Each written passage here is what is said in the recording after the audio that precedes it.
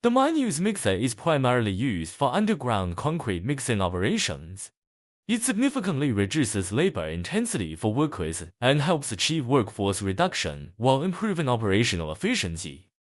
The mine-use mixer consists of the following components: the mixing mechanism, crossbeam, upright frame, slewing mechanism, longitudinal movement mechanism, hydraulic system, and electrical control system. Transport the mine cart filled with shotcrete material to the area beneath the spiral mixing head. Then lift and rotate the locking bracket to secure the cart's axle.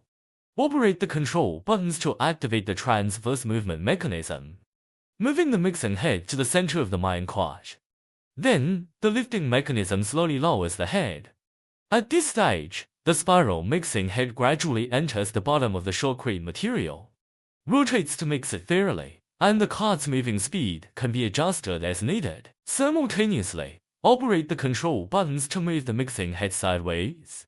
Adjusting the mixing position, lift the mixing head slightly to avoid collision with the lower edges on both sides of the cart. During the mixing process, use the ball valve to control water flow, completing the humidification and dust suppression treatment of the shotcrete material.